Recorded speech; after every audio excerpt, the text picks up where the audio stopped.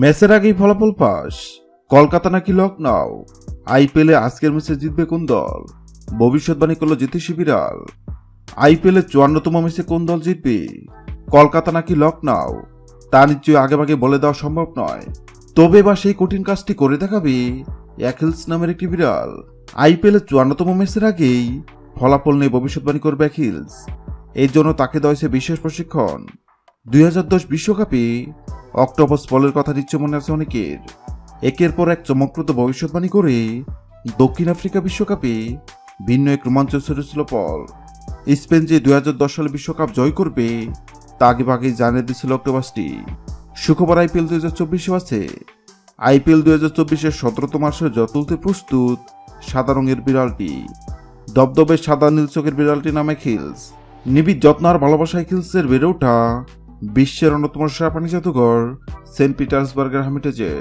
শারীরিক ত্রুটি নিয়ে জন্মায় খিলসের। সৃষ্টিকর্তা তাকে দিননি শোনার ক্ষমতা, তবে আছে তীর মনোমান শক্তি। তা দিয়ে চমক দেখাতে চাইছে বিড়ালটি, কিন্তু কিভাবে?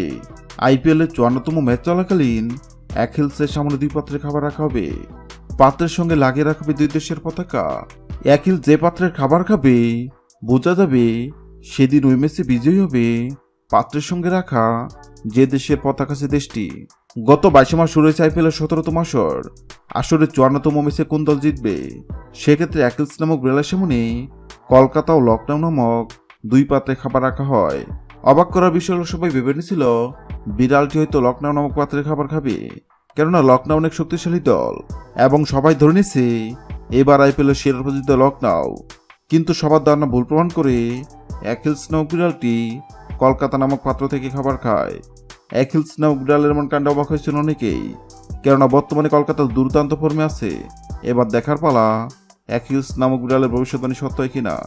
হ্যালো বন্ধুরা, আপনাদের কি মনে হয় আইপিএলের 54তম ম্যাচে কলকাতা নাকি লখনউ কোন দল জিতবে? অবশ্যই কমেন্ট করে জানাবেন। ভিডিওটি ভালো লাগলে লাইক দিবেন এবং সাবস্ক্রাইব আমাদের চ্যানেলের সঙ্গে থাকবেন। ভিডিওটি দেখার জন্য আপনাকে অসংখ্য ধন্যবাদ।